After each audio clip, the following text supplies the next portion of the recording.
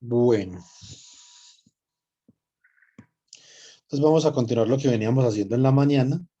Entonces, yo voy a revisar después lo que ustedes me enviaron sobre los factores de escala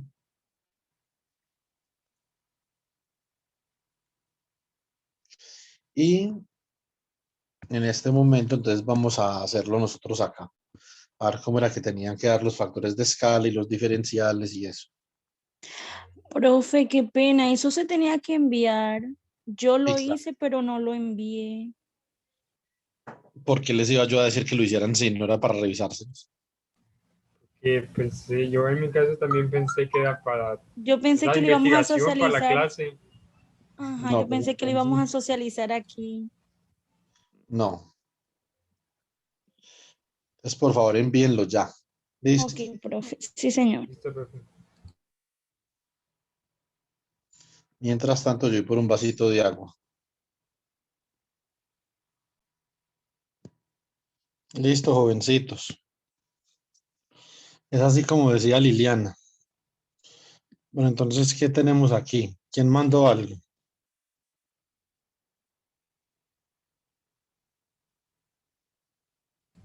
Pues yo, profe, no está Yo, completo, profe. pero está bien. Bueno, entonces Orlando y Danilo. Ve, Orlando y Eric.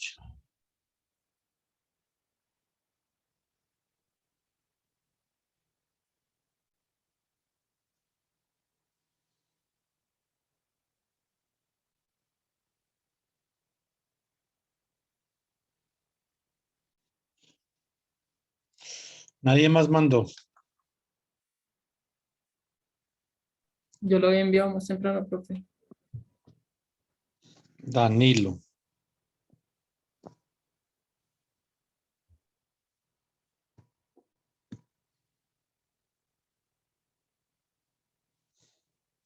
No entiendo, Linda. ¿Cómo que sí, señor?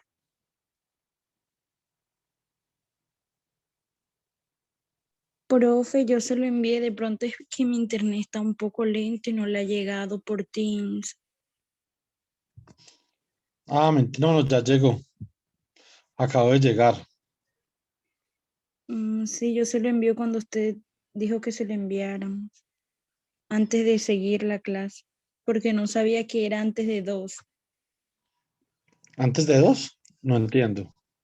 Sí, la compañera Liliana dijo que usted había Ah, dicho ya, ya. que Antes de las dos, no antes de dos. sí, antes de las 2. Es que no entendí qué significaba antes de dos, por eso le preguntaba.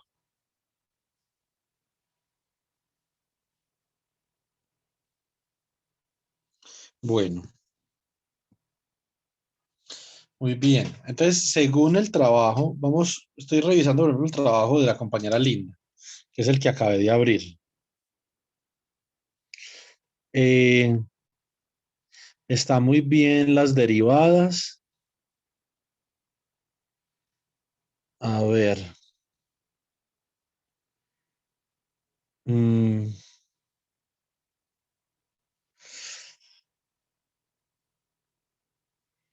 pero ahí hay unos problemitas.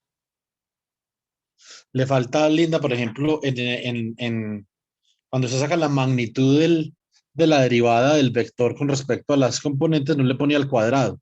Y al lado derecho sí está el cuadrado. Ay, profe, de pronto me equivoqué ahí. Es que Pues, lo eso no es comencé a hacer tanto. tarde. Es que eso no es tal cosa como un error, simplemente es un descuido. ¿Sí me entiende? Sí, señor. Porque el procedimiento está bien. Pero bueno, Linda, está muy bien lo que usted presentó. Vamos a ver. Obviamente usted sacó esto de Wikipedia, ¿sí o no? Profe, bueno, yo, como usted nos había mandado a leer el cable coaxial, entonces había una información sobre la matriz de coeficiente, entonces comencé a leer, a leer, a leer, y yo vi que eso sí nos podía servir para acá, por la fórmula del tensor métrico. Eso es muy difícil, Linda, para que ustedes lo estudien de ahí. Sí, Eso lo deben profe. de- eso es mejor, si ustedes van a hacer eso, pues Wikipedia es muy general. Búsquense un libro, por ejemplo, de cálculo vectorial. Ahí está más sencillo. Eso, por ejemplo, el libro de, ¿ustedes con qué libro vieron Multi? Con Purcell. Sí, Señor. sí, Sí, señor. Sí, profe, con señor. Purcell. Por ejemplo, Purcell, pues para usted, Liliana, ese no. Usted debe estudiar de un libro de matemáticas avanzadas para la física, por ejemplo, el libro de Crazy, ¿cierto? Sobre todo para que se acostumbre a la notación. Pero pues para los otros chicos y un libro de cálculo vectorial estaría pues apenas, ¿cierto? Entonces, como para que no se vayan a confundir ya mucho. Eh, mm, a ver, ¿qué tenemos aquí? Tenemos un vector dirección que ahorita habíamos planteado como R. Bueno, típicamente, aquí yo tengo un error de notación, no un error, sino una imprecisión, porque la notación no es un error, uno define una notación como uno mejor le parezca, ¿cierto? Eso es una imprecisión, no es un error, sino una imprecisión. Entonces, básicamente, cuando nosotros trabajamos en coordenadas cilíndricas, para nosotros poder diferenciar con coordenadas esféricas, en vez de R, nosotros utilizamos la letra ρ. Entonces, en coordenadas cilíndricas, nosotros tenemos ρ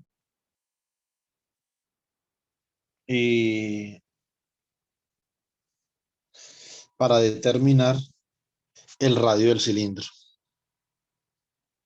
Listo. Entonces, acá tenemos ρ coseno de phi en AX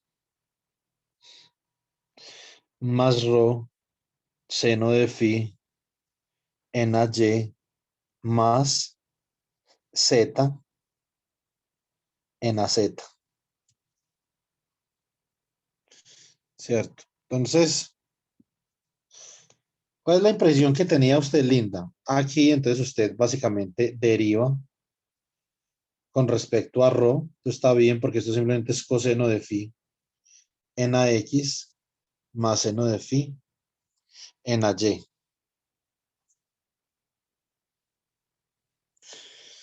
Eh, ahora, lo que usted saca acá, Linda, es la magnitud de la derivada de ese vector, pero al cuadrado. Usted no tiene el cuadrado, ¿cierto? No, señor. Entonces, y acá eleva cada componente al cuadrado. Esto es coseno cuadrado de phi más seno cuadrado de phi, y esto es igual a 1. A uno, sí. Saca raíz en ambos lados, y entonces h rho le da, que es la raíz cuadrada de la derivada de dr con respecto a rho al cuadrado, y esto es 1, ¿cierto? Ese es el primer factor de escala.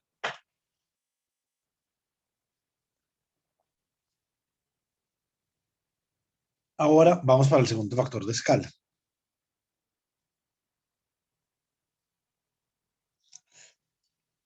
que es, este es h rho, vamos para h phi.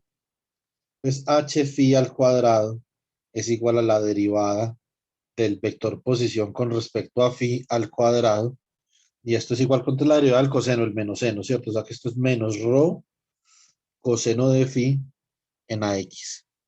¿Cuánto es la derivada del seno? El coseno, o sea que esto es más rho seno de phi en Profe, AY. ¿no sería seno menos seno? Sí, sería menos seno, sería todo al revés. Ujú. Gracias. Absolutamente todo al revés. Como cosa rara yo y mi desconcentración. Más rho coseno de phi en AY, como esto está al cuadrado, elevamos cada componente al cuadrado, da rho cuadrado, seno cuadrado de phi, más rho cuadrado, coseno cuadrado de phi.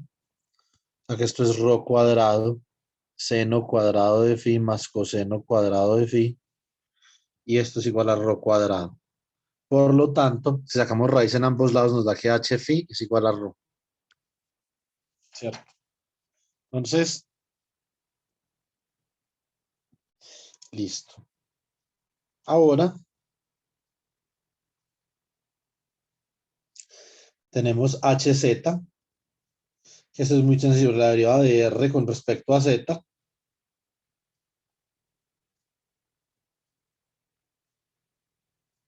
Esto es simplemente AZ al cuadrado, que es igual a 1, ¿cierto? O sea que HZ es igual a 1. Por lo tanto, los factores de escala en cilíndricas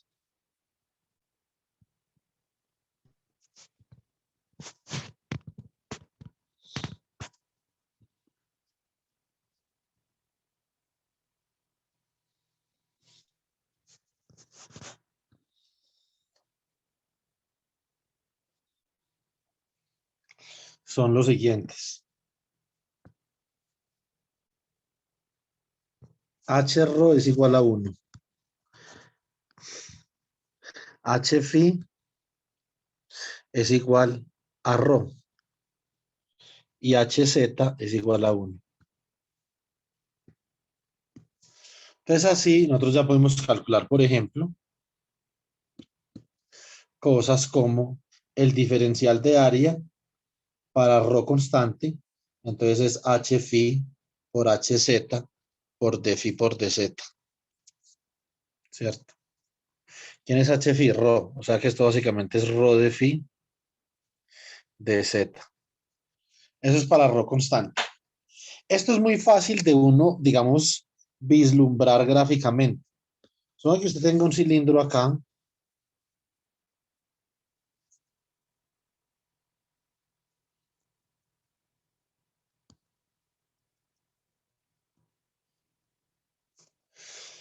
Y usted, por ejemplo, quiere hallar el diferencial de área para ρ constante, o sea, en la superficie del cilindro. O sea que este sería como su diferencial de área.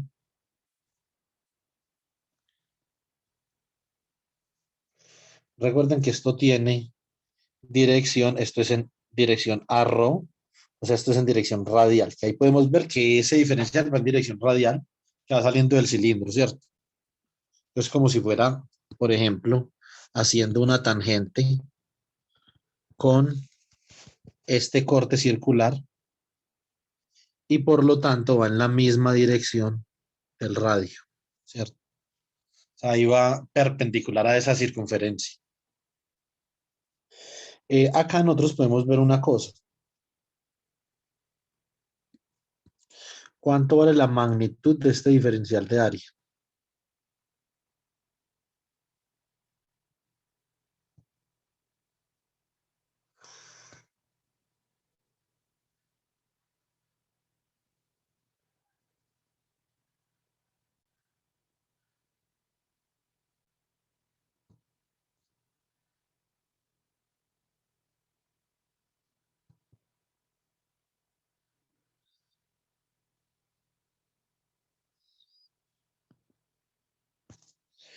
La magnitud de ese diferencial de área básicamente es esta. Este lado de acá es simplemente un diferencial de Z, ¿cierto? Y este lado de acá, básicamente que es un arco. Este lado de acá que ustedes ven ahí, ustedes lo pueden construir de la siguiente forma. Lo pueden construir diciendo esto. Vamos a ver si soy capaz de dar el dibujo. No les prometo nada porque yo soy malísimo dibujando. Profe, yo creo que a los físicos nos deberían dar expresión gráfica. Total. No sabemos dibujar. No, pero eso no tiene que ver con que yo sea físico, eso tiene que ver con que yo soy motriz. Es muy diferente. No, profe, pero entonces ya somos dos. Bueno, gracias a Dios que no es el único. Vamos a ver cómo sale esto. Si yo tengo acá una circunferencia, que es un corte sobre el cilindro, yo puedo definir acá una pequeña sección, como el radio es el mismo, sería radio ρ, y este ángulo de acá sería simplemente un incremento del de phi, ¿cierto? O sea, por lo tanto, esto acá que es simplemente una sección de esa circunferencia que coincide con la superficie del cilindro, ese arco es ρ de phi. Y si nosotros creamos este, digamos, elemento de área acá, ese incremento de acá es de z. Y por lo tanto, este diferencial de área de acá, para ρ constante sobre la superficie, simplemente es el producto de los lados de ese elemento de área. O sea, ρ por d phi por dz. Esto es lo mejor que yo puedo hacer para ilustrar esto. No me pidan nada mejor que esto porque no me sale. Para eso, obviamente, nosotros tenemos la fórmula de las coordenadas generalizadas para ρ constante. Ese es un, digamos, caso de interés en coordenadas cilíndricas, sobre todo por lo que decía Liliana esta mañana, sobre la simetría cilíndrica que tiene una línea de carga, ¿cierto? Entonces, ahora,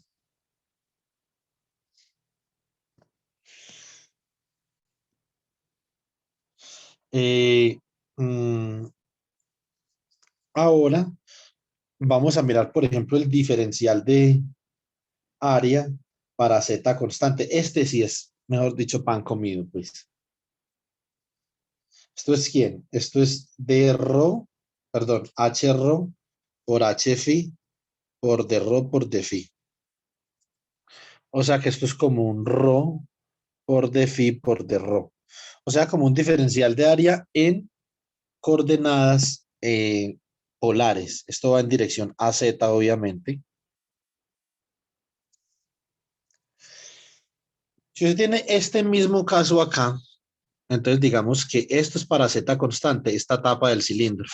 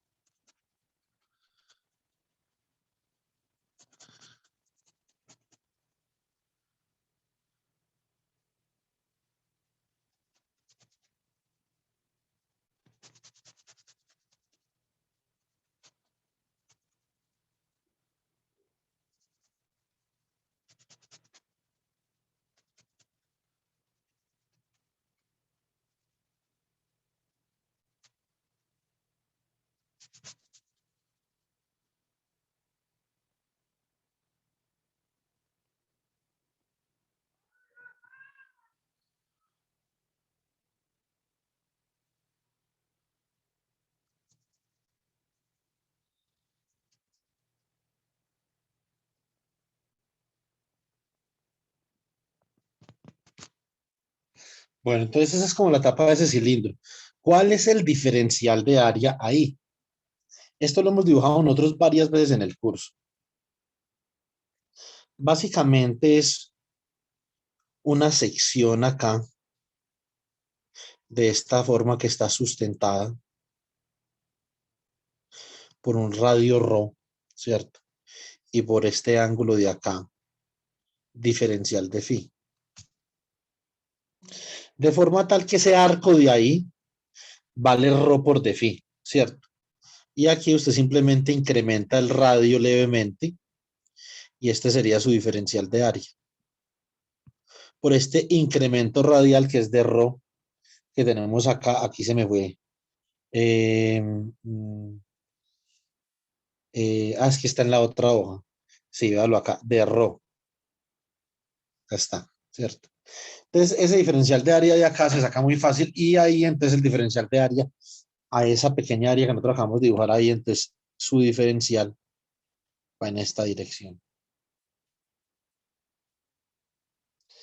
Lo que nosotros estamos buscando explotar es la simetría de las líneas de campo eléctrico. Básicamente, cuando utilizamos las caras circulares del cilindro, queremos decir que el campo eléctrico en esas caras es constante. Además de paralelo o antiparalelo con AZ.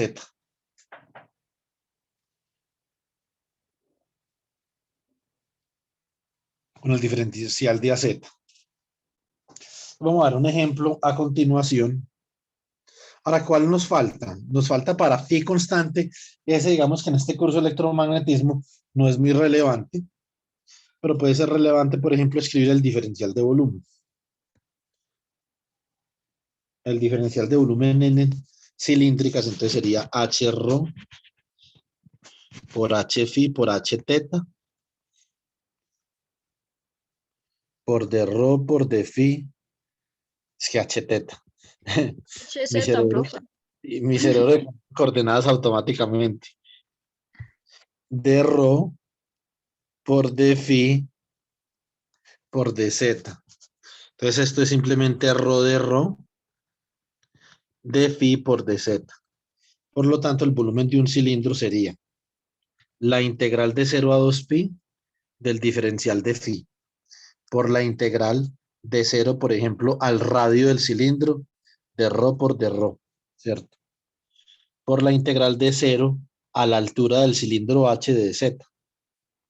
Esto es 2 pi, rho de rho es rho cuadrado sobre 2, o sea que eso es r cuadrado medios, o sea que esto es 2 pi por r cuadrado medios por la altura. Se va esta con esta y el volumen de un cilindro simplemente es pi, r al cuadrado por h, o sea, el área de una de las caras por la altura, ¿cierto? Entonces, si nosotros no vamos a hallar distribución de carga, que no vamos a hacer esos ejercicios, no tenemos tiempo, nosotros queremos hallar una distribución de carga no uniforme en un cilindro, entonces tendríamos que utilizar la fórmula que la carga es igual a la integral triple de rho dr. Bueno, acá no confundan el radio rho con la densidad volumétrica, esa es otra, ¿cierto? Entonces, rho dr por dv. En el caso de cilíndricas, esto es igual a la integral de 0 a 2 pi del diferencial de phi.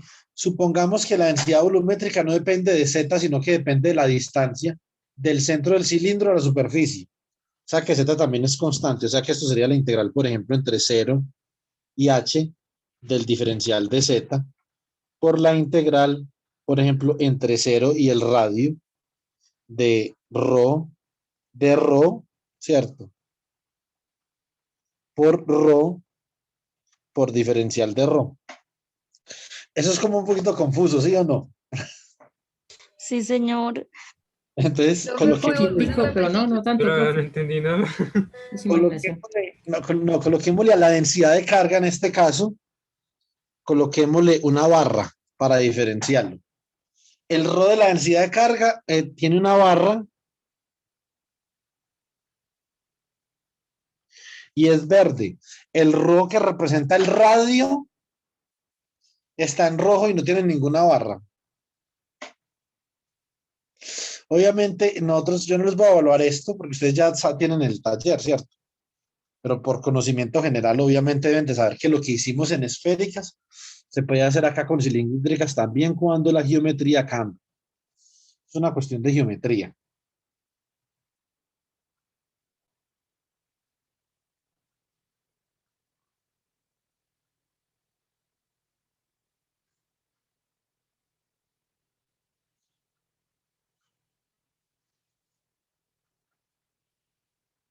Bueno.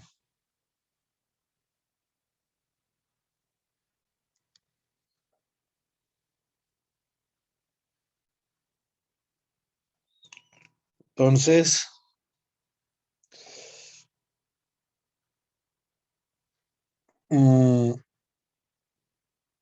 esto es lo que se puede hacer ahí en cilindros. Ahora vamos a mirar cómo podemos aplicar la ley de Gauss en dos casos importantes de interés.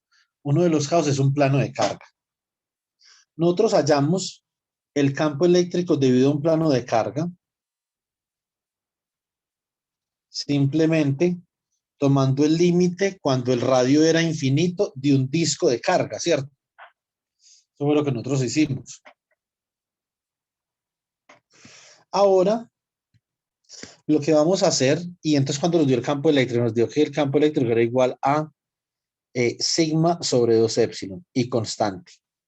Por lo tanto, el campo eléctrico a cualquier distancia ortogonal del plano hacia arriba o hacia abajo es el mismo y es constante. Entonces vamos a hacer esto, vamos a cortar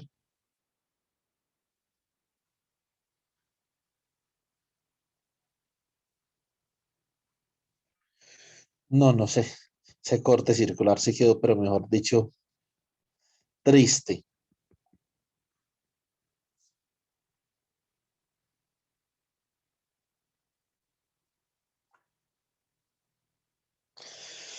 Ay, Dios mío. Bueno, entonces vamos a cortar vamos a cortar un cilindro gaussiano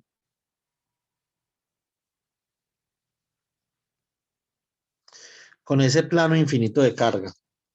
Como ese plano es infinito, el cilindro obviamente el radio del cilindro, pues, correspondientemente es inmenso.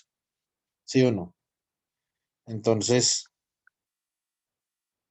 pero vamos a considerar entonces que eso es un radio finito. Simplemente vamos a cortar una pequeña parte de ese disco, de ese plano infinito de carga con un cilindro gaussiano. ¿Qué es lo que queremos demostrar acá? Lo que queremos demostrar es que ese plano de carga tiene simetría cilíndrica axial. Listo. Ya les voy a explicar qué es eso.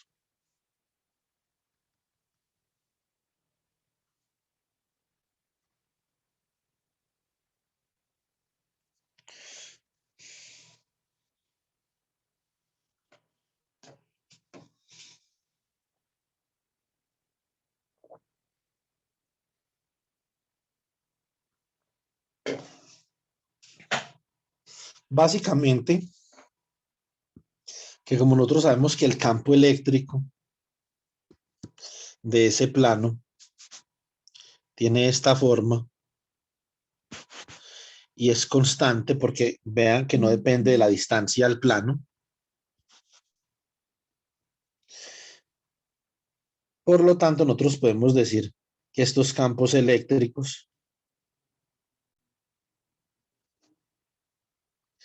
en esta cara son paralelos al diferencial de área. Eso es lo primero que necesitamos para poder explotar la simetría. Esta cara de acá se las voy a repintar en rojo.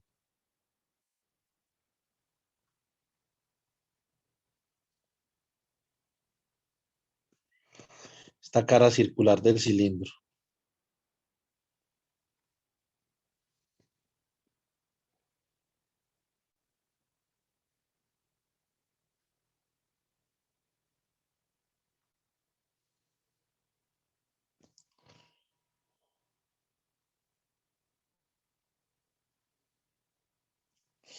Listo.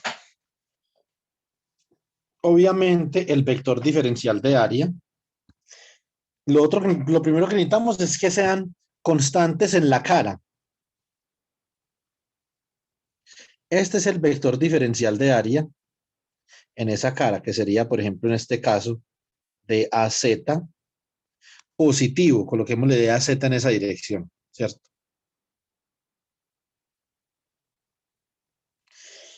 Ahora, obviamente, ese plano de carga también emana un campo eléctrico en la otra dirección.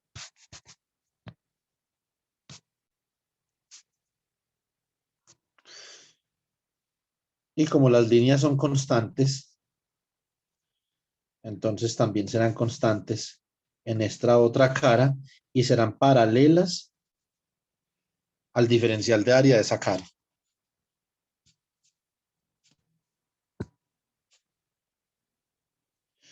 Por lo tanto, si nosotros evaluamos el flujo de las líneas de campo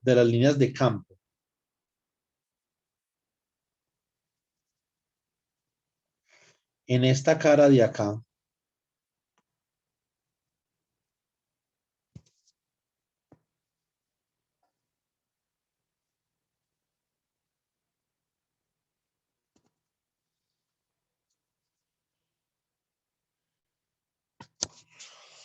entonces también esas líneas de campo son paralelas al diferencial de área en esa cara. así el diferencial de área vaya ahora en dirección menos z, por ejemplo. Si el otro va en dirección z positivo, este va en dirección, digamos, menos z. No importa, siempre y cuando sean paralelos al campo eléctrico. Ahora, nos falta considerar una cara en este problema, que es la cara de la superficie. Recuerden que tenemos las caras circulares, tenemos la cara de la superficie.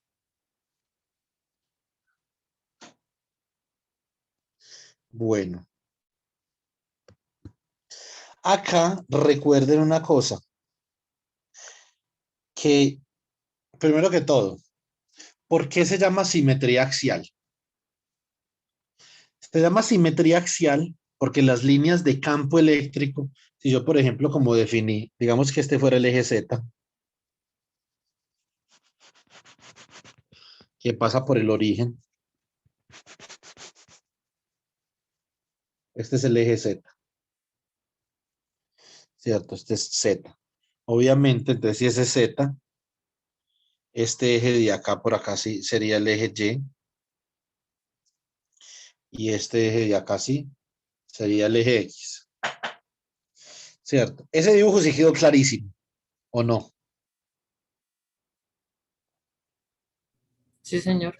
Sí, señor. Bueno, entonces,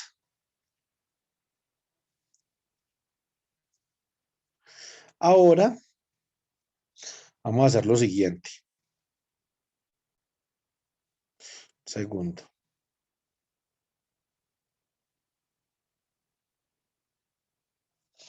Ahora,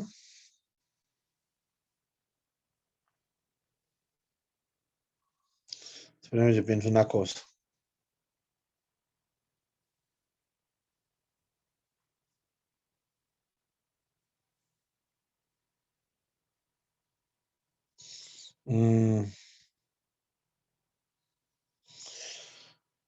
Listo, entonces ahora nosotros vamos a considerar o vamos a observar, a considerar, no, vamos a observar lo siguiente. Las líneas de campo eléctrico en verdes son paralelas al eje de simetría del cilindro. El eje en griego se dice axia, por eso en inglés se dice axis. Entonces, del latín nosotros decimos que es una simetría axial porque las líneas de campo eléctrico están en paralelo con el eje, el axis del cilindro, ¿cierto? Entonces, eso es lo que nosotros decimos. Por eso es que tiene simetría axial. Vamos a ver que la línea de carga tiene simetría radial. Entonces, por eso sí tiene simetría axial, porque las líneas de campo eléctrico están en paralelo con el eje del cilindro, ¿cierto?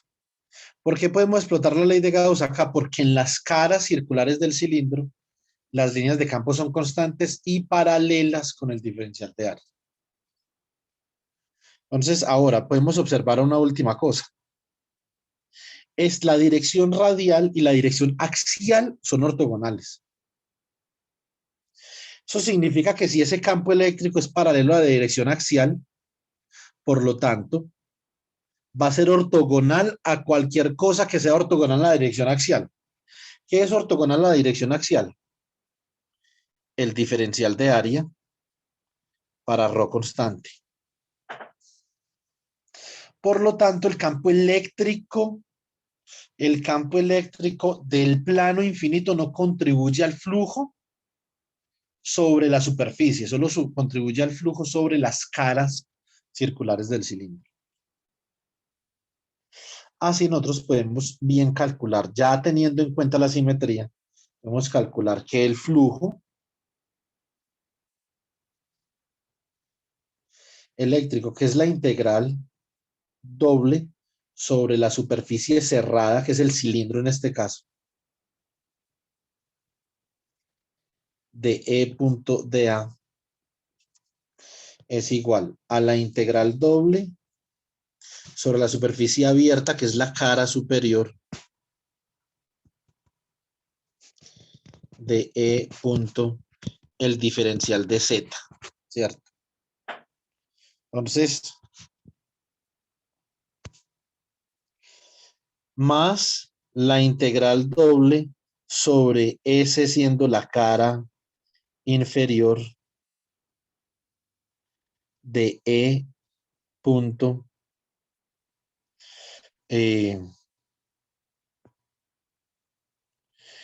punto diferencial de A para Z constante, más la integral doble sobre la cara del cilindro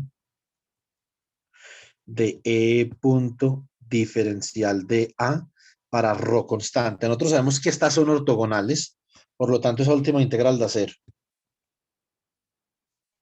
Sabemos que estas son paralelas, ¿cierto? Por lo tanto, ¿cuánto da esa integral? Esta integral da E por el área de la cara, ¿cierto? Y esta da lo mismo, E por el área de la cara. Por lo tanto, esto da 2 veces el campo por el área de la cara y esto es igual a la carga encerrada por el cilindro sobre epsilon sub 0. Ojo al truco, me va que esto es infinitamente sencillo, ¿sí o no? ¿Cómo no va a ser más sencillo de esto que calcular el campo de un disco y tomar un límite cuando R tiende a infinito, sí o no? Obviamente, conceptualmente, esto puede ser más complicado. Eso sí, no los quito. Conceptualmente sí podría ser esto más complicado. Pero desde la perspectiva, digamos, del cálculo de las cosas, esto sí es más sencillo. ¿Ustedes qué opinan?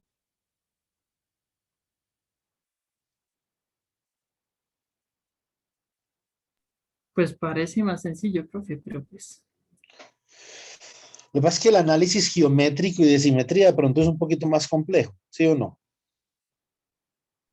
sí, profe.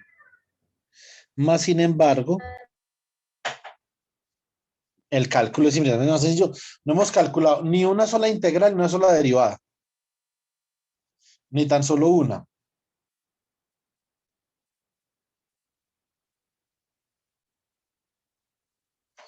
Entonces, ahora la clave es la carga encerrada. ¿Cómo hallamos la carga encerrada? Entonces, la carga encerrada ahí es básicamente la carga encerrada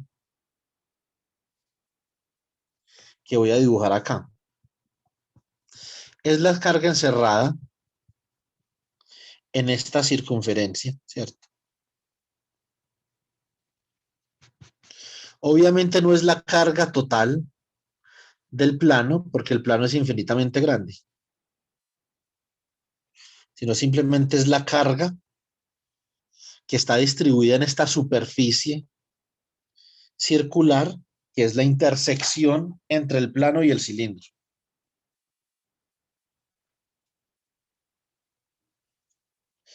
Por lo tanto, esa carga encerrada no es otra cosa que la densidad superficial de carga sigma del plano por el área de esa cara. Por lo tanto, 2 veces el campo eléctrico por el área de la cara va a ser igual a ¿quién? A la carga encerrada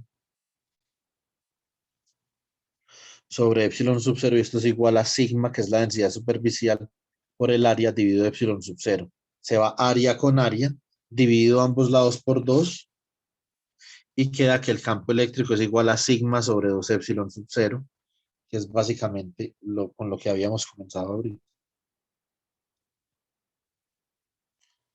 ¿Cierto? Entonces, en este caso esto es infinitamente más sencillo de calcular, ¿cierto? Ahora vamos a ver las líneas de campo de una línea de carga, pero no en una dirección X como lo habíamos hecho, sino en cualquier dirección. La dibujada de esto va a estar sabrosa, de una vez les digo.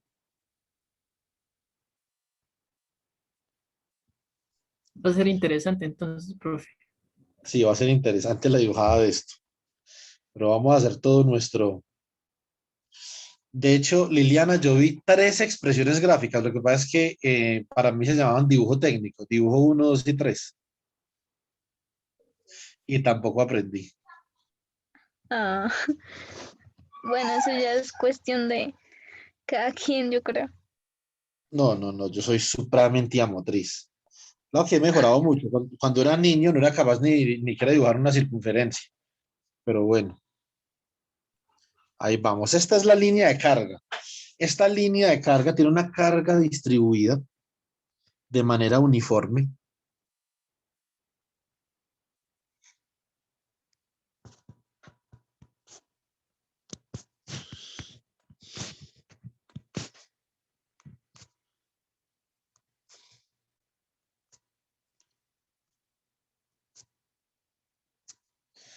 De manera uniforme a lo largo de su geometría, a lo largo de su longitud. Nosotros vamos a plantear que esa línea de carga se encuentra a lo largo del eje Z.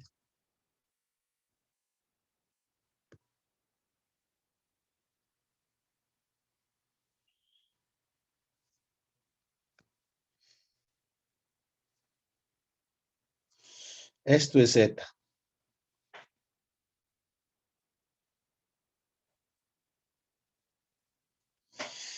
Esto aquí, entonces, es el eje Y.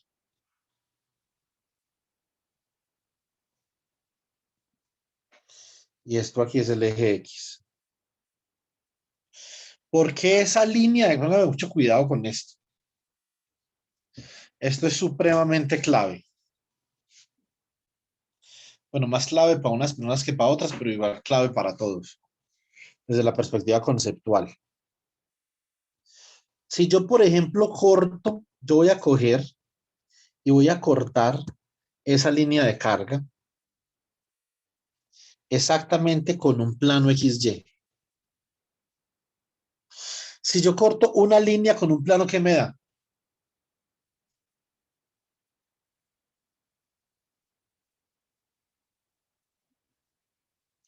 Eso es geometría de coquito. Usted coge una varilla y la intersecta con un plano. ¿Cuál es la geometría de intersección entre una varilla y un plano? Pues en ese caso un cilindro alargado, ¿no? No, pues como Depende. una varilla, como un hilo dental, pues, como un hilo para coser, Por el ¿cierto? mismo plano, profe. Usted intersecte un hilo supremamente delgado. Piensa en este dibujo que nosotros tenemos acá, del cilindro. Se intersecta, el plano y el cilindro se intersectan en una circunferencia, ¿sí o no? Sí, señor. Sí, señor. Ahora, imagínense en una cosa, imagínense que un hilo, el hilo es simplemente un cilindro de radio cero, porque es extremadamente delgado. Entonces, ¿cuál sería la geometría de intersección entre el plano y el hilo? El mismo plano. No,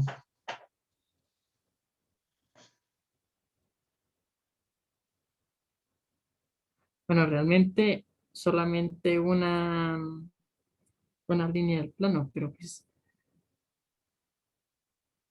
ustedes pueden visualizar eso. ¿Cómo hacemos para convertir este cilindro en un hilo? Comenzamos a reducirle el radio, ¿cierto? Se lo seguimos reduciendo. Se lo seguimos reduciendo. Entonces, ¿cuál es el punto de intersección? ¿Cuál es la región de intersección entre ese plano y un hilo?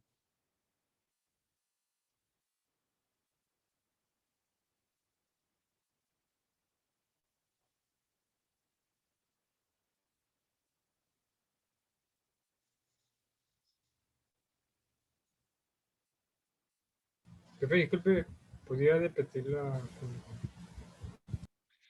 Usted tiene una varilla supremamente delgada y la intersecta con una hoja, con una lámina.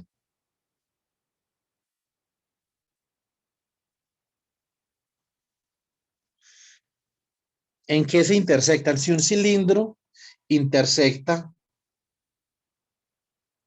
a un plano en una circunferencia, por ejemplo, para yo crear un hilo, entonces básicamente tomo el límite de el radio del cilindro cuando se hace más pequeño. Entonces, mientras el radio del cilindro se hace más pequeño, ¿cómo se ve la región de intersección entre un plano y un cilindro?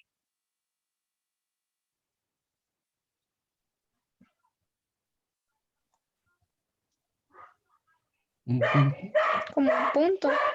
Exactamente, como un punto. Bueno, muy bien.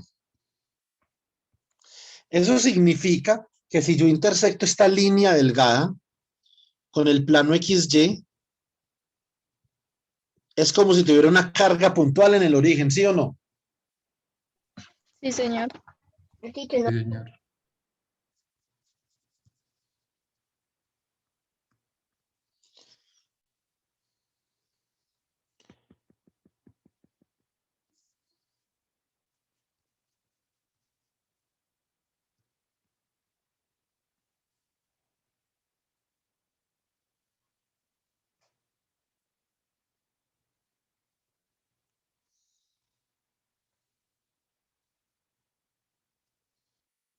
Entonces supongamos que este es el plano XY.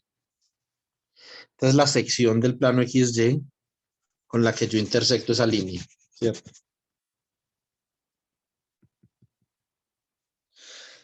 Por lo tanto, esa intersección de esa línea con el plano XY da un punto.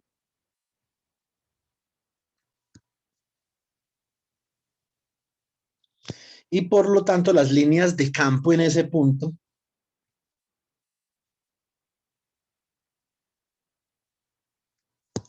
tienen esta forma. Son unas líneas radiales, ¿cierto?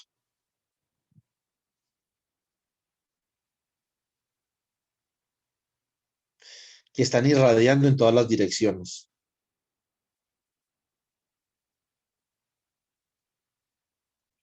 Porque son las líneas de una carga puntual.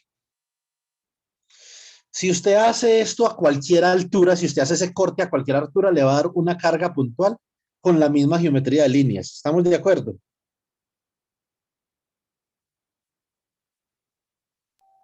Sí, señor. Sí, señor. Por lo tanto, yo puedo encerrar esa carga puntual simplemente con una circunferencia en el plano XY. Y esta circunferencia básicamente es el corte de un cilindro con ese plano XY, ¿cierto? Y estas líneas de carga son constantes en toda la superficie de esta circunferencia. Yo puedo hacer estas circunferencias, la voy a hacer más, no estética, sino con más perspectiva.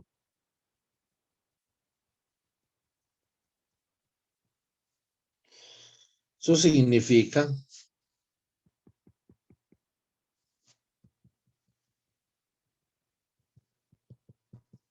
que es como una circunferencia así, ¿cierto? Y lo mismo, por ejemplo, tendría yo por acá, como una circunferencia así, como una circunferencia así. Estas todas son cortes de los planos con un cilindro imaginario. O sea que esto es como si fuera un cilindro. Y las líneas de carga de esa línea, de esa línea que tenemos ahí, las líneas de campo, básicamente que van a ser constantes en la superficie de cada circunferencia, ¿cierto? Lo mismo acá. Van a irradiar en todas las direcciones constantes.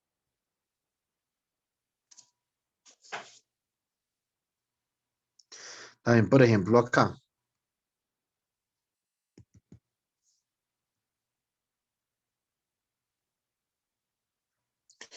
Entonces, todas estas líneas de campo son constantes en esa circunferencia. Por lo tanto, nosotros podemos decir que nosotros encerramos una línea de carga con un cilindro, de forma tal que la línea de carga coincida con el eje de simetría del cilindro. Las líneas de campo producidas por la línea de carga en cada altura tienen simetría radial. Simetría cilíndrica radial. ¿Sí o no?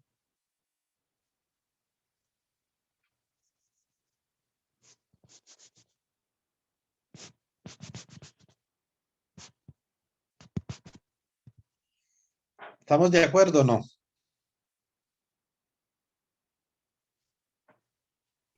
Sí, profe. Sí, profe. Nosotros, por ejemplo, podemos hacer un ejercicio, podemos buscar eh, podemos buscar,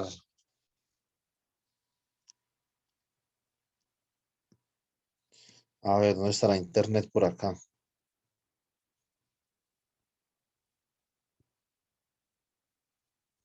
Esto es Chrome.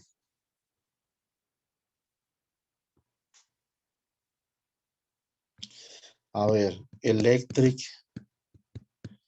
field lines of an infinite line of charge.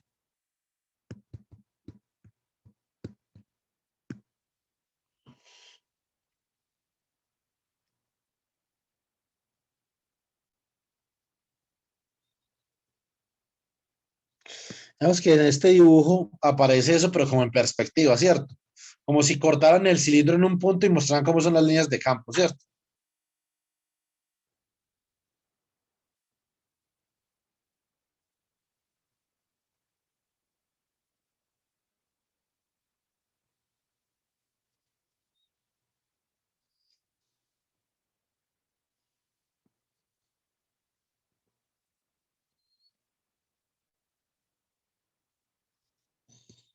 A ver. Este hace ahí el intento de dibujar. Eso es básicamente lo que acabamos de dibujar, ¿sí o no?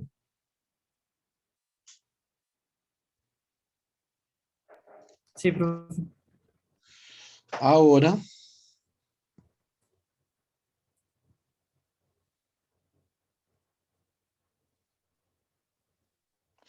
venga, ¿dónde quedó lo que teníamos nosotros?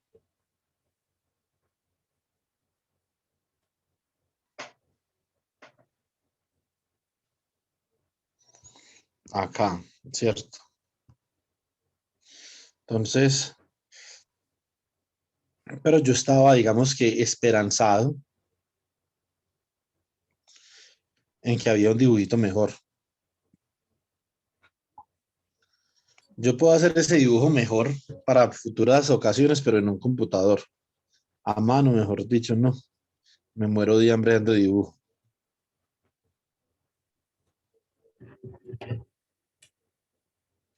Bueno, no hay un dibujo. Yo creo que en el libro guía hay un dibujo. Revisen.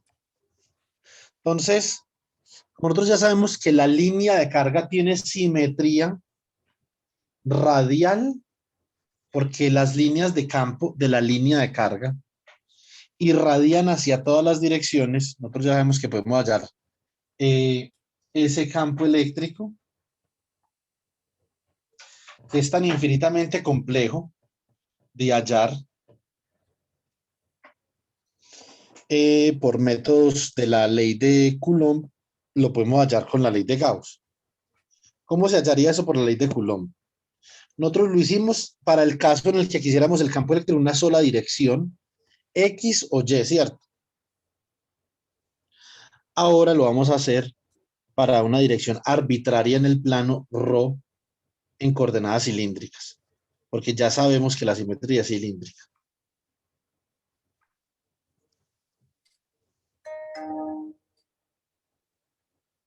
Bueno, entonces,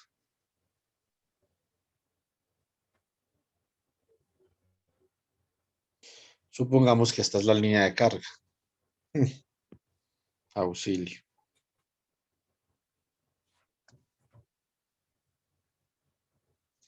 Bueno, ahora vamos a escoger un diferencial de Z en esa línea. Este es un problema ligeramente diferente al que hemos trabajado porque esto tiene más, digamos, es un problema más tridimensional, ¿cierto?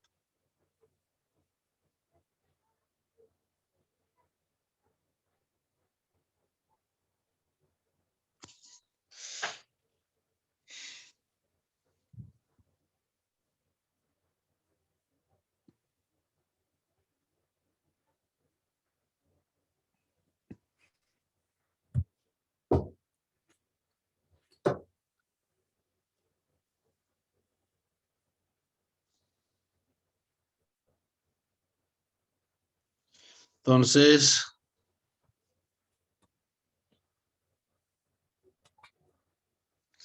eh,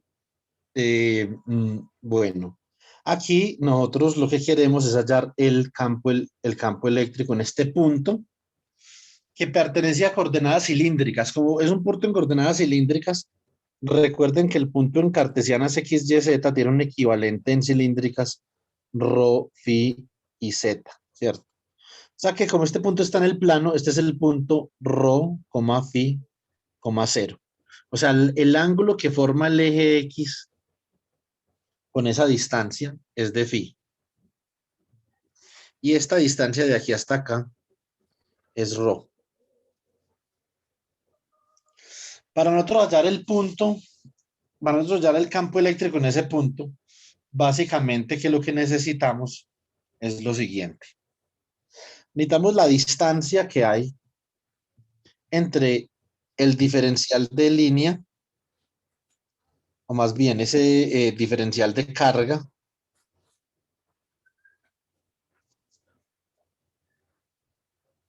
si ustedes conservan bien la perspectiva, esta es la parte dura de esto. Ustedes pueden, por ejemplo, acá observar lo siguiente. Que ese campo eléctrico de acá es un campo que tiene esta componente diferencial. Este diferencial de campo E es básicamente un diferencial de campo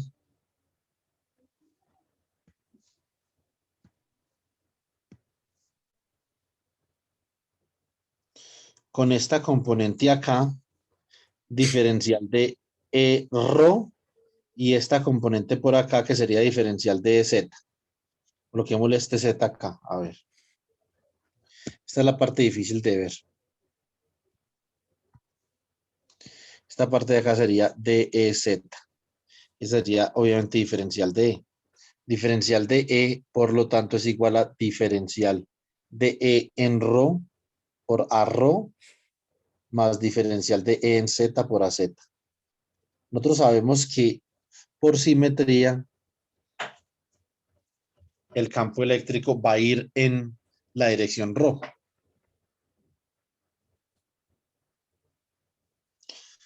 Ahora, supongamos que este ángulo de acá es coseno, este ángulo de acá es teta.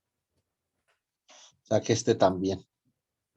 Por ángulos opuestos por el vértice. Ahora, ¿qué es lo que nosotros necesitamos? Necesitamos, ya tenemos, digamos, algo. Tenemos que el diferencial de campo es igual al diferencial de campo R en A rho más el diferencial de campo en Z en AZ. De R en A rho básicamente es la magnitud de D por el coseno de teta en A rho. Y de EZ en AZ es básicamente la magnitud de D por el seno de teta en AZ. Ahora necesitamos las magnitudes y los cosenos y los senos. Entonces, esto es muy sencillo. Primero que todo, nosotros vamos a hacer el siguiente truco. Dame mucho cuidado. A ver cómo hacemos esto.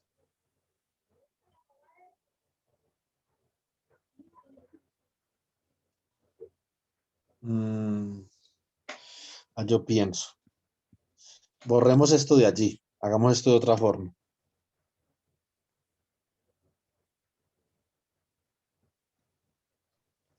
Vamos a definir que este campo de acá, que es el campo resultante supuestamente, ¿cierto? Este va en dirección ¿qué?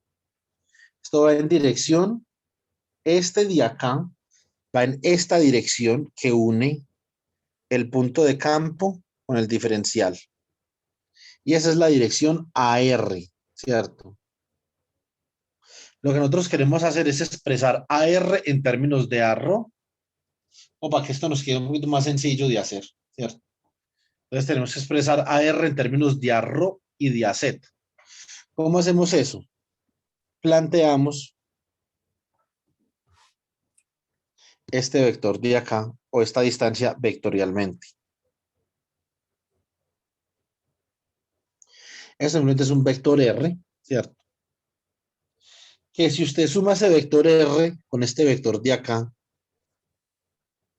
que ese vector lo va a llamar Z en AZ, ¿cierto? Por la regla de suma de vectores, ese vector le tiene que dar este otro vector de acá, que es el vector ρ en arro.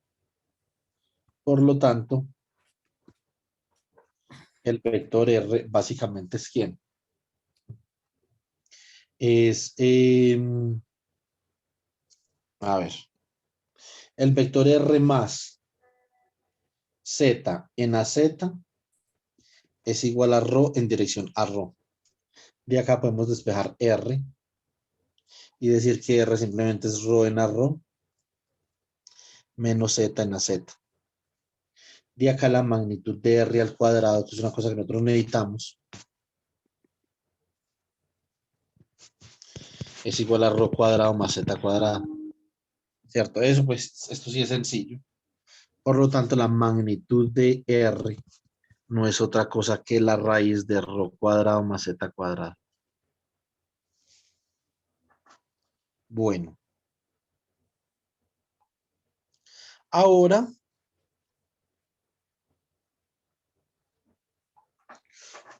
a ver, déjenme, yo pienso una cosa acá.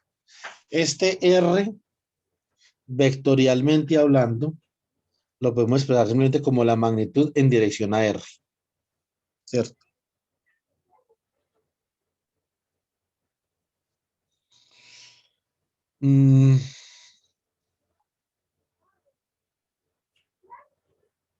Bueno, un segundo, necesito pensar algo. Bueno, listo. Entonces, como el campo eléctrico lo teníamos, diferencial de campo eléctrico, entonces es igual a 1 sobre 4 pi epsilon sub 0 por el diferencial de carga sobre R al cuadrado en dirección a R. ¿Quién es AR? AR es un vector unitario. Esto es de Z, ¿cierto? Y aquí obviamente tenemos el lambda sobre R al cuadrado, pero este vector unitario, ¿quién me recuerda cómo se define un vector unitario? Es o sea, es el mismo vector, o sea, tiene la misma dirección y sentido del vector,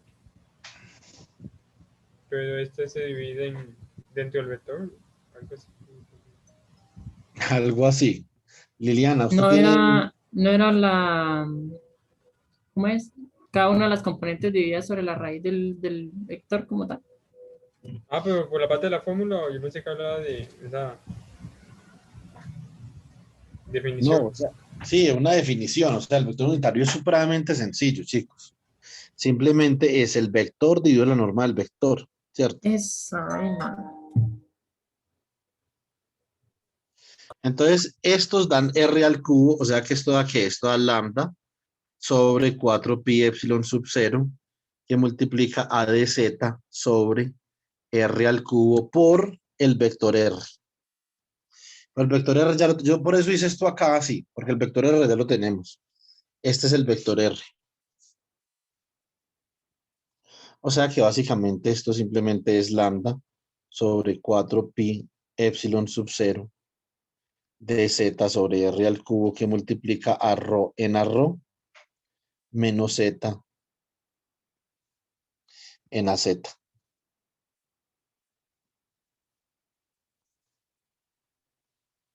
O sea, básicamente que acá sí podemos separar ya las componentes del diferencial de campo. Entonces el diferencial de campo. Si esto lo hubiéramos hecho por otro lado, yo creo que conceptualmente, si no saben qué es un vector unitario, por el otro lado hubiéramos llegado menos. Por lo menos por acá, la cosa es más directa si uno sabe matemáticas. Esto es lambda por ρ, ¿cierto? Sobre 4 pi epsilon sub 0, lambda ρ en a ρ sobre 4 pi epsilon sub 0.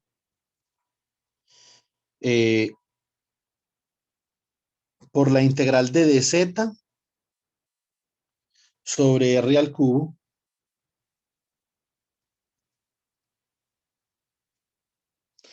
y z va entre quién y quién. Obviamente z va entre menos L y L cuando L tiende a infinito porque es una línea infinita, ¿cierto? Ahora menos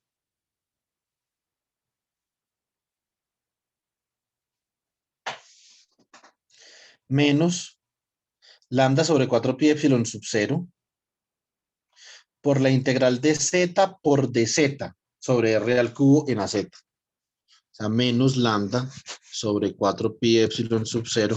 Esto es en az por la integral entre menos L y L de z por dz sobre r al cubo.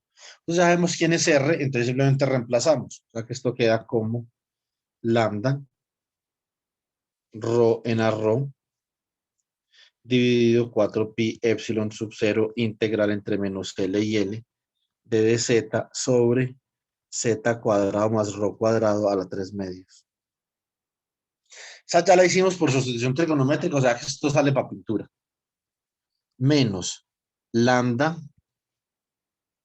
en az sobre 4 pi epsilon sub 0 por la integral entre menos L y L de z sobre z cuadrado más rho cuadrado a la 3 medios. Esa última integral da 0. Ya regreso. Cuando regrese necesito que me digan por qué.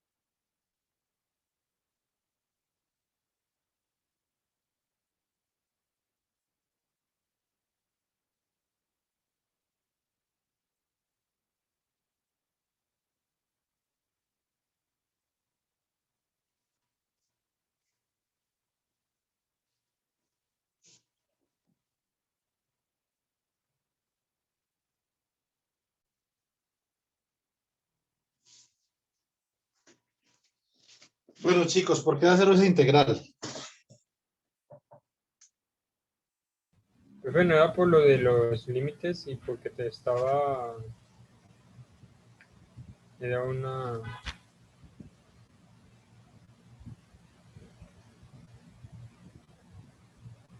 impar.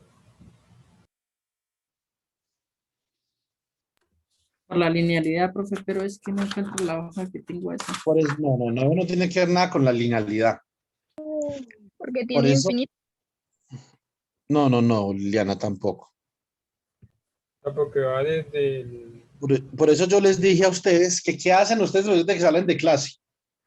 Yo les he explicado esto 3 veces en el curso.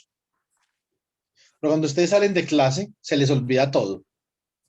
¿Cierto? Entonces, eso no puede ser así. Si a uno en un curso le enseñan algo, como dentro del mismo curso y menos un vacacional se va a volver a olvidar. O sea que ustedes van a clase, como yo les estaba mañana, Orlando, ustedes van a clase, escuchan y esperan un milagro sin hacer nada.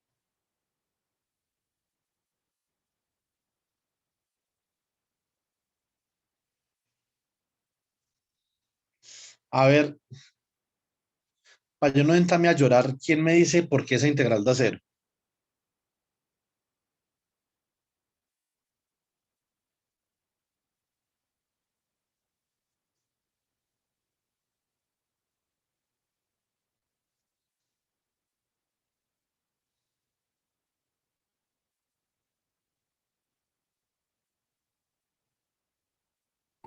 Profe, pues yo recuerdo que era por lo que hemos hablado de que una parte quedaba positiva, otra negativa, y incluso hicimos el ejemplo con lo de el seno y el coseno para ver las diferencias entre una y otra. Pero No, es no hice que, ese ejemplo. Ese ejemplo lo hice yo en el video que ustedes se vieron. no, Eso profe, se aquí en clase también lo hicimos. No, se equivoca. Con el coseno no lo hice. No, pues Simplemente solamente le hicimos con el seno. tampoco. No lo hicimos con el seno, ni con el coseno tampoco. Eso lo hice en el video de trigonometría, no en clase.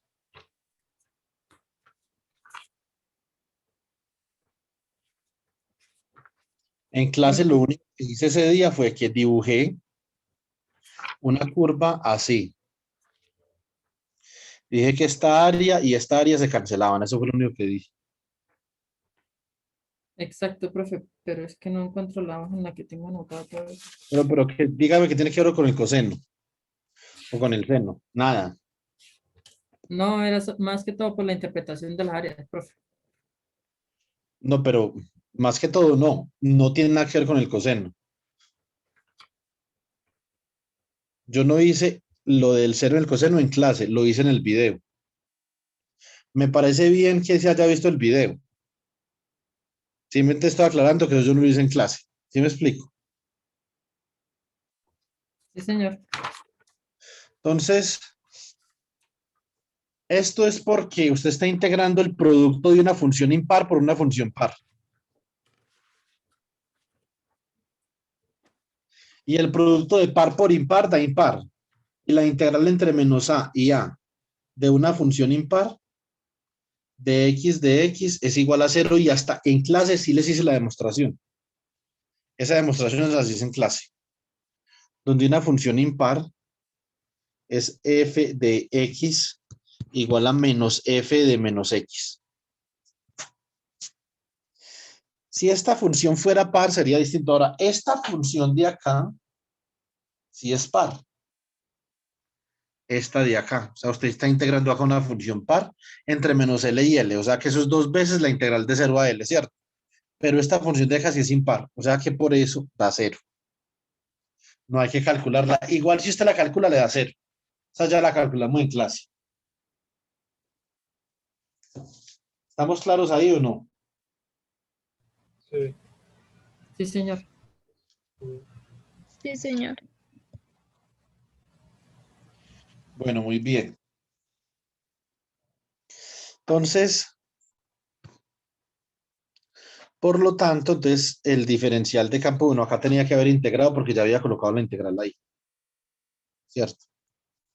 O sea, el campo básicamente se reduce a evaluar esto.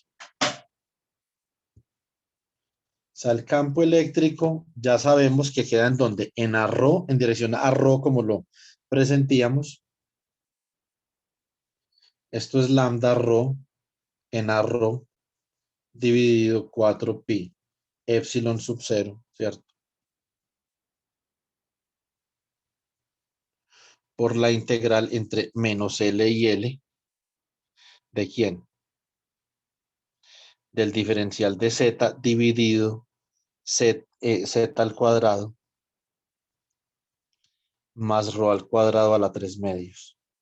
Ya nosotros sabemos cuánto da la integral. Esto es lambda rho en a rho dio 4pi epsilon sub 0. Esta integral da 1 sobre rho al cuadrado por z dividido la raíz de z cuadrado más rho cuadrado. Esto evaluado entre menos L y L. ¿Cierto?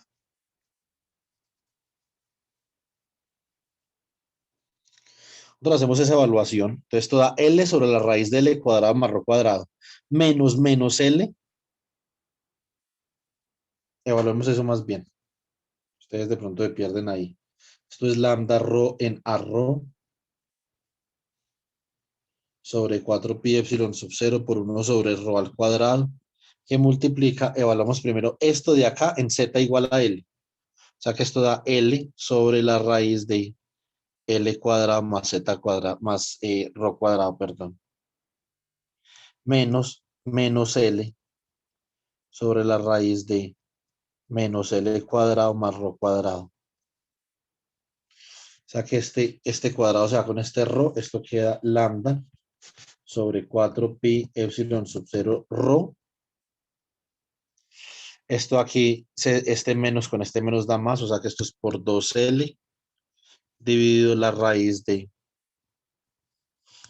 L cuadrado más rho cuadrado. Usted se va con este 4 y esto queda como. Esto básicamente que aquí nos viene a quedar lambda por L, que es media longitud de esa barra, ¿cierto? Dividido 2pi epsilon sub 0 rho por la raíz de L cuadrado más rho cuadrado. Pero nosotros queremos hacer a rho muy grande, infinito. Es una línea infinita de carga. Que si no, no tiene simetría.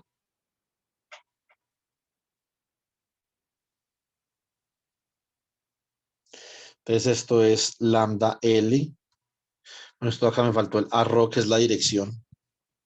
Es decir, cualquier dirección radial en el plano, ¿cierto? Desde que sea radial. 2pi epsilon sub 0 rho por 1 sobre la raíz de... Sacamos L al cuadrado más, perdón, que multiplica a 1 más rho cuadrado sobre L cuadrado, ¿cierto? Entonces, obviamente, ¿esto cómo queda? Esto queda lambda L en A rho 2pi epsilon sub 0 rho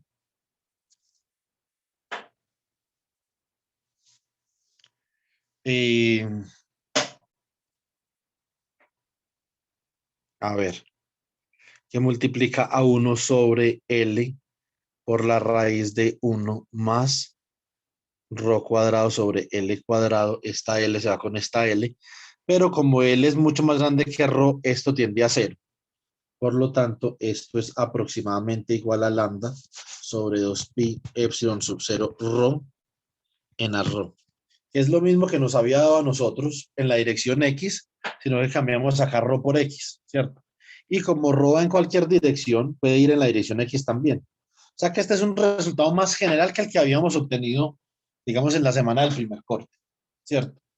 Obviamente, este resultado, digamos que tiene ciertas complicaciones.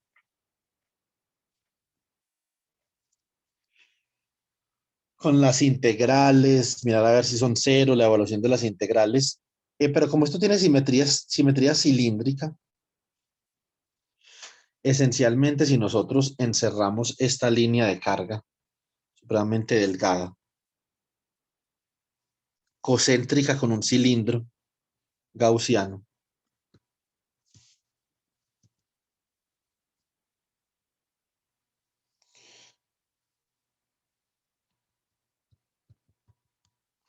el flujo aquí solamente hay una contribución al flujo.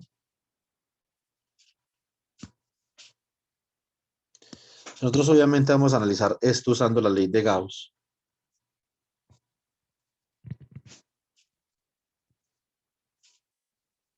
¿Cierto?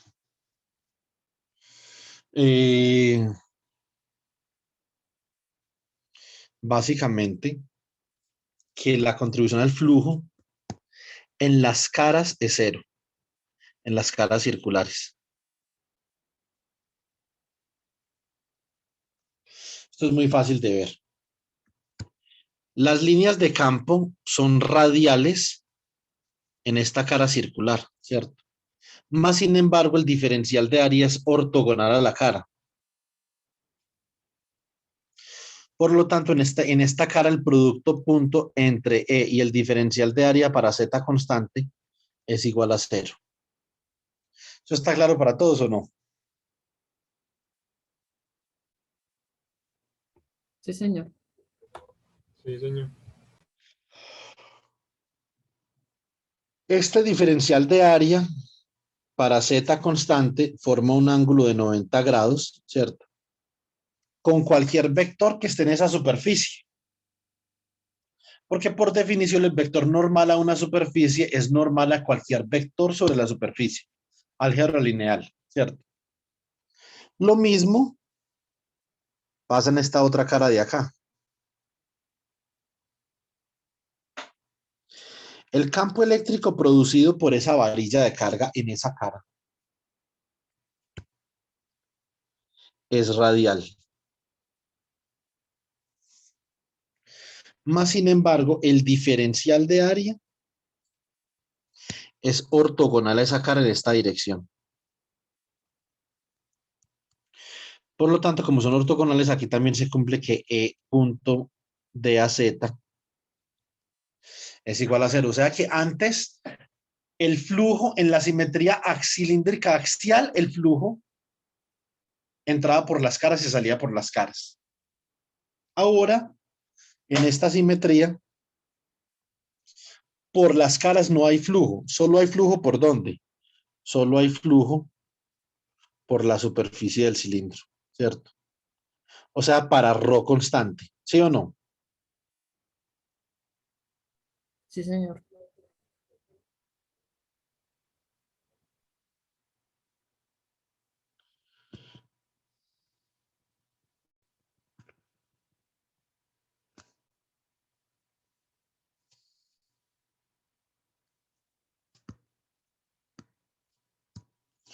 O sea que acá, este diferencial de área para ρ constante es realmente, como nosotros podemos ver,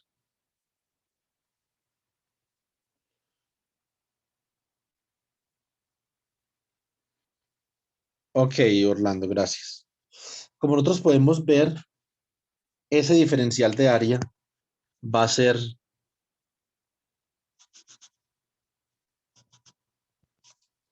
paralelo ahí en la superficie a los campos. Por lo tanto, para este caso, el producto punto entre E y el diferencial de A ρ, o sea, para ρ constante, es simplemente el campo, la magnitud del campo, por el área para ρ constante. ¿Cierto? Eso es todo. Ahora, el diferencial de área para ρ constante, obviamente esto es bastante sencillo. Entonces acá simplemente decimos que la integral doble solamente sobre la superficie que cuenta, o sea, la superficie del cilindro, no las caras circulares de E punto de A para ρ constante es igual al campo por fuera por la integral doble del diferencial de área para ρ constante, ¿cierto? ¿Quién es? Es como habíamos dicho ahorita, R de phi de z, ¿cierto? O sea que esto es E por la integral doble sobre R de phi de z. Entonces, esto es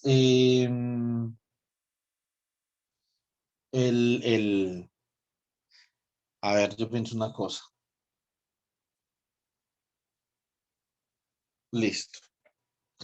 Básicamente, que nosotros estamos considerando el cilindro que tiene, este cilindro gaussiano de acá, consideramos que tiene una longitud de A. Por lo tanto, la carga encerrada es proporcional a esa longitud, ¿cierto? O sea que esto es E por R por la integral de 0 a 2pi del diferencial de phi por la integral de 0 a A del diferencial de z. O sea que esto es ¿quién? Esto es 2pi A. ¿Sí o no? 2pi por A.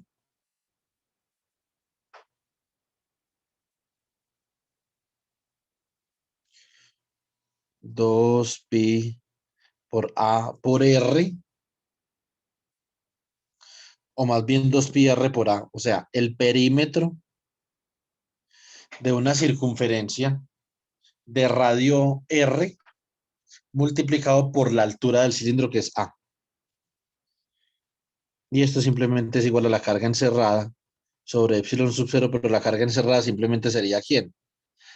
A, que es la longitud del cilindro, por lambda, que es la densidad de carga, dividido epsilon sub 0. Se va A con A y nos queda por acá. Ah, bueno, acá nos faltó el campo.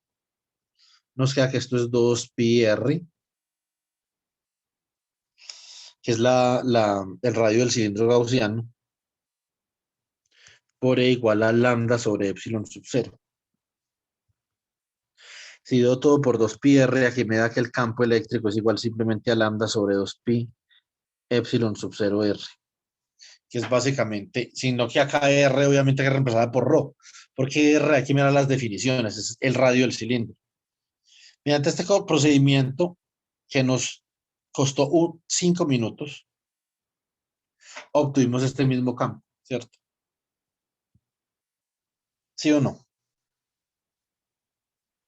Señor. Sí. Entonces, eso es todo lo que yo les quería decir de simetría y de campo eléctrico, potencial eléctrico, etcétera, etcétera, ¿cierto? El lunes vamos a comenzar con un nuevo tema que es capacitancia.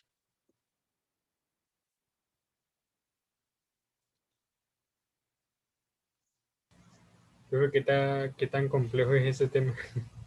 No, ese es el tema más fácil de todo el curso. Profe, pero vamos a hacer, en cuanto a capacitancia, vamos a hacer análisis de los capacitores de cada uno o ya en general capacitores, profe. No, vamos a analizar capacitores, por ejemplo, de placas paralelas, capacitor cilíndrico, esférico, ¿cierto? Sí, de cada una de las especies de capacitores que hay. Sí. Entonces, obviamente, vamos a hacer ese análisis. Ahora, un último ejercicio que diría yo que nos queda pendiente es un ejercicio en donde yo, por ejemplo,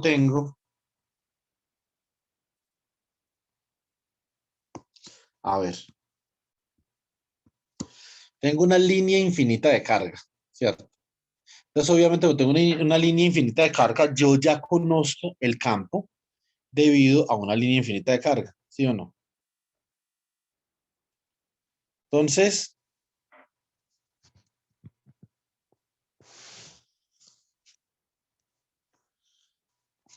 así como en el taller, esta línea infinita de carga está produciendo un potencial o hay un potencial eléctrico debido a esta línea infinita de carga por acá a una distancia R, ¿cierto? ¿Cuánto vale de potencial? Pues, básicamente ese potencial es igual a el potencial requerido para traer una carga desde el infinito menos el potencial ahí, ¿cierto? Entonces, eso es básicamente lo que vamos a hacer en este momento. Para saber cuál es realmente el trabajo requerido para desplazar una carga hasta una distancia radial R en ese punto. Yo miro si me falta realmente, voy a revisar acá en el libro si me falta algo en el enunciado o no.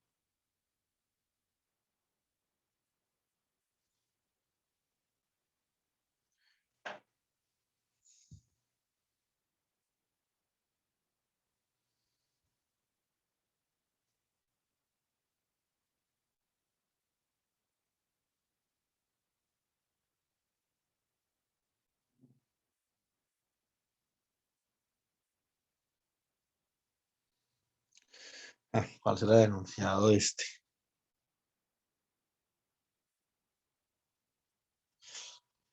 Venga, yo busco, chicos. No encuentro el enunciado.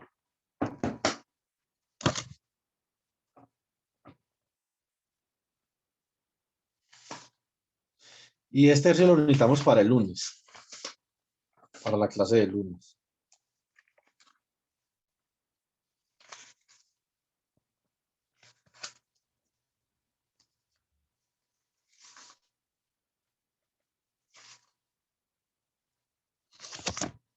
A ver.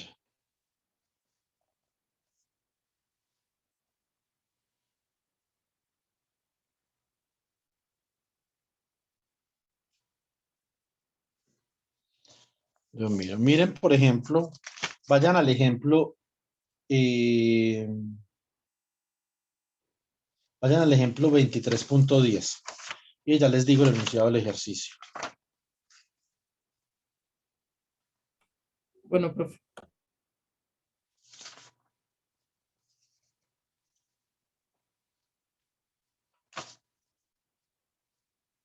A ver.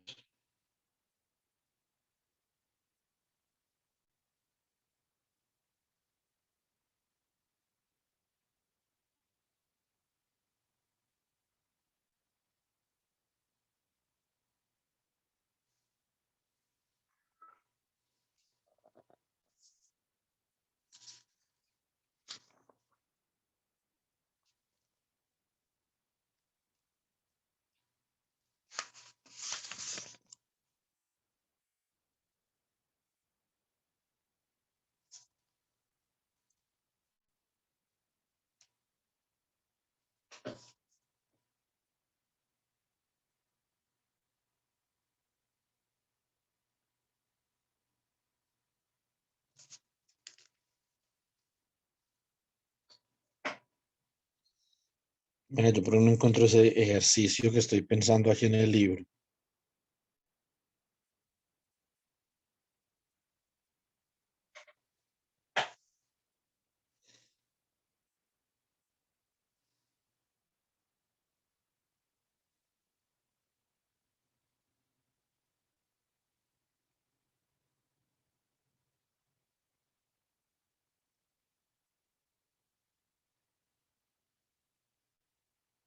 $2.56 también lo hicimos. El 23.56 ya lo hicimos.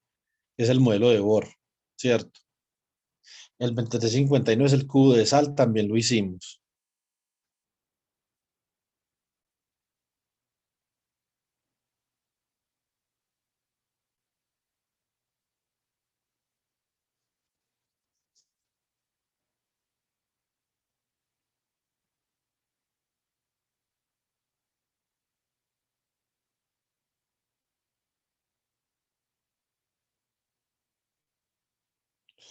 El 23.61, que es el ion de H2, ese no lo hicimos.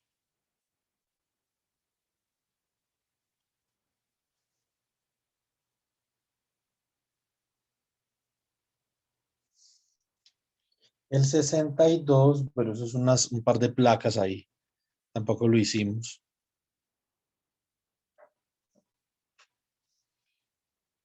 El 63 tampoco.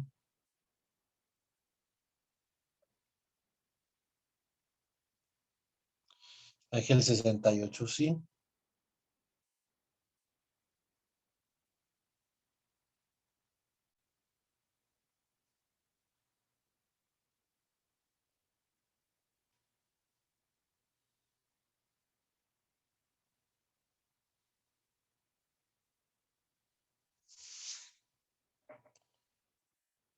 Yo juraba que este ejercicio lo tenía propuesto de este libro, o será que es de otro libro. Espera un momentico, chicos. Yo reviso a ver bien qué sucede.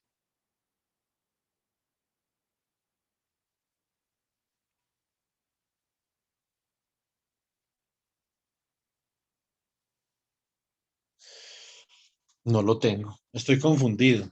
Bueno, entonces vamos al ejemplo que les dije más bien. Entonces, básicamente ahí lo que nos están diciendo es que a una distancia, a ver, el enunciado del ejemplo dice, obtenga el potencial a una distancia R de una línea muy larga con densidad de carga lineal lambda, ¿cierto? Entonces, básicamente que nos dicen que quieren que nosotros hallemos el potencial acá en este punto. Entonces, nosotros podemos utilizar la fórmula que obtuvimos el día de ayer para el potencial, ¿sí o no? Entonces, que dice que la diferencia de potencial entre A y B viene dada por la siguiente fórmula. La diferencia de potencial es igual a menos la integral entre A y B de E punto de L, ¿cierto? Es básicamente que nosotros podemos decir que esto es igual a menos la integral. Supongamos que nuestro punto A, que es el punto inicial, es infinito. ¿Cuánto vale el potencial en infinito? 0. Muy bien, 0. Pero, profe, O sea que esto es la integral entre infinito y R, ¿cierto? De E punto de L. Como yo me estoy midiendo en una dirección radial, entonces dl simplemente es dr en dirección a r o a ρ, para que conservemos, digamos, las convenciones de coordenadas cilíndricas, ¿cierto? Por lo tanto, delta phi, ya hallamos el campo, esto es menos la integral entre infinito y ρ, del el campo eléctrico, que es lambda dividido 2pi epsilon sub 0, ¿cierto? ¿Por quién? Sobre ρ en a ρ, producto punto con de ρ en a ρ.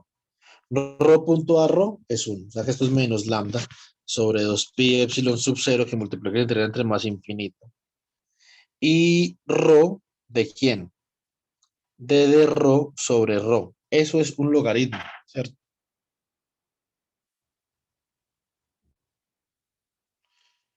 Entonces, bueno, en este caso no es una buena idea, o de pronto sí es una buena idea, no estoy seguro. Si en este caso no, es una buena idea tomar el infinito como un punto de referencia, ¿cierto? Sino que tomemos otro punto de referencia, cualquier punto en donde el potencial sea 0. Digamos R mayúscula, ¿cierto?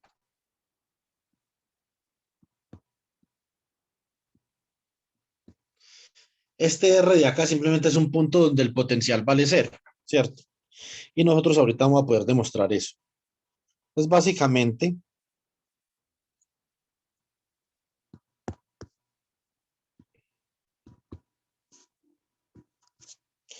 esto es igual a menos lambda sobre 2pi epsilon sub 0, logaritmo natural de rho entre R y rho, ¿cierto? Cambio el sentido de esto. Esto es lambda sobre 2pi epsilon sub 0, logaritmo natural de rho entre rho y r, ¿cierto? O sea que básicamente esto es igual, el delta de potencial es igual a lambda sobre 2pi epsilon sub 0, logaritmo natural de r menos lambda sobre 2pi epsilon sub 0, logaritmo natural de rho. Por las propiedades, esto queda lambda sobre 2pi epsilon sub 0, logaritmo natural de r sobre rho, ¿cierto? Entonces, ahora, esto de acá, vale mucho cuidado a esto. Esto de acá, que simplemente es phi, ¿en dónde? Este es phi en rho menos phi en r mayúscula, ¿cierto? Nosotros podemos observar lo siguiente. Vale, cuidado.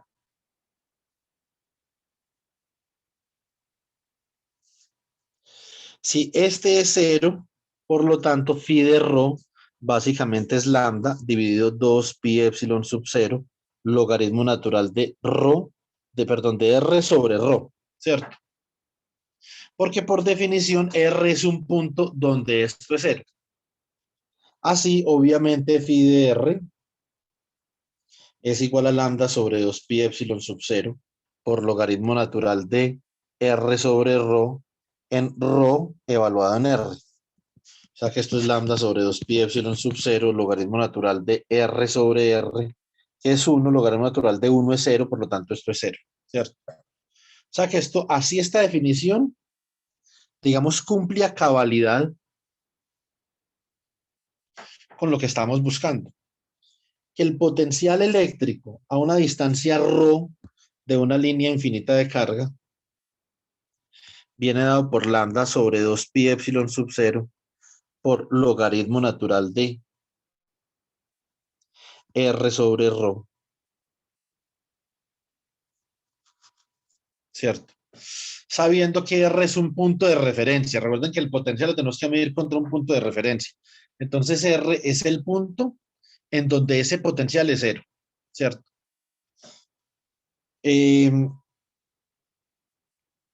yo digamos que esto lo hago de una forma mucho más elaborada en mi curso de electrodinámica, en física.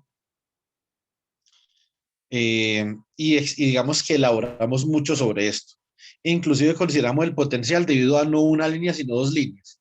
Y hacemos el ejercicio para hallar las líneas de campo de un dipolo analíticamente, no simplemente dibujando, sino analíticamente. O sea, hacemos un cálculo, obtenemos una ecuación para las líneas del dipolo y la graficamos en MATLAB.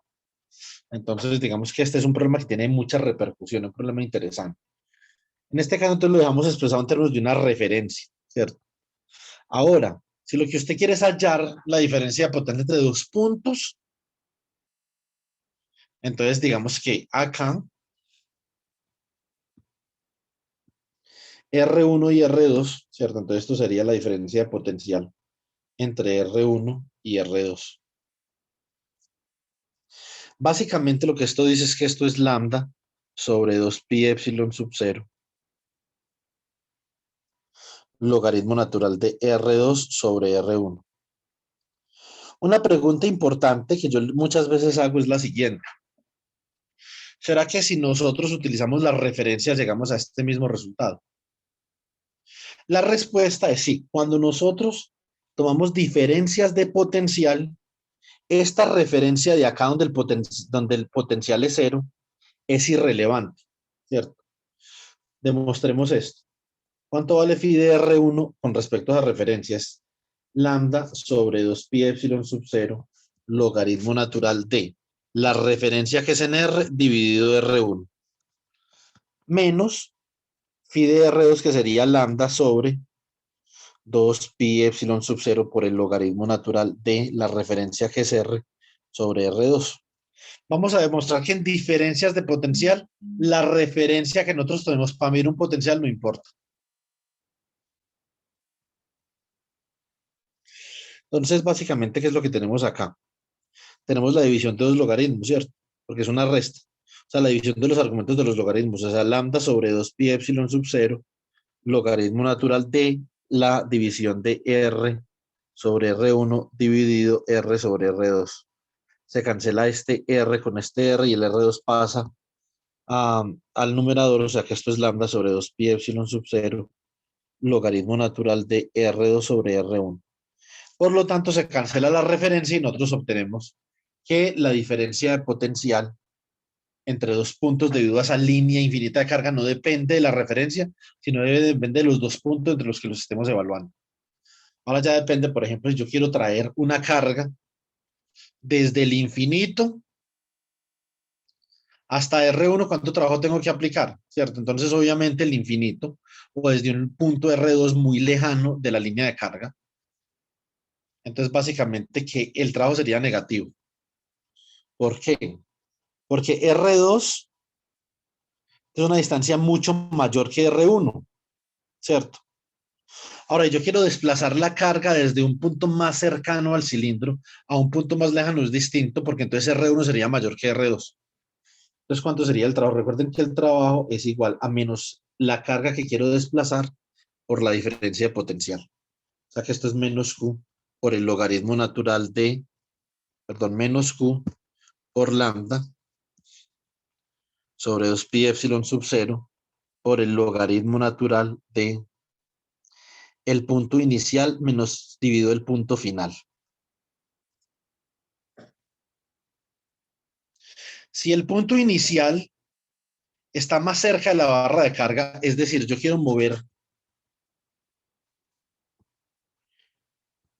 quiero desplazar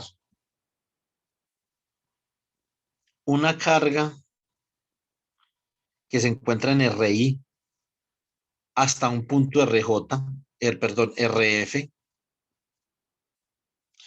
Por lo tanto, yo no tengo que hacer trabajo en contra del campo eléctrico producido por esa varilla, sino en favor del campo, ¿cierto? El punto inicial está más cerquita que el punto final, o sea que es menor. Aquí RI es menor que RF, por lo tanto esto es menor que 1 y si es menor que 1 eso es negativo. Como eso es negativo, para que esto quede positivo todo, entonces volteo. Esto queda como Q lambda sobre 2pi epsilon sub 0 por logaritmo natural de RF sobre RI. Y RF es mayor que RI, o sea que esta es una cantidad positiva. Este es el trabajo que requiero para poder trasladar una carga desde un punto más cercano a la varilla hasta un punto más lejano. Si la voy a traer desde un punto más lejano a un punto más cercano, entonces estoy haciendo trabajo en contra del campo eléctrico, esto es negativo. Entonces, esa es la interpretación física de este problema. Otra vez un logaritmo natural. Como ustedes van a poder ver, en la tarea que tienen en el trabajo les van a quedar logaritmos naturales. Bueno, yo creo que podemos dejar hasta acá para que revisemos los parciales.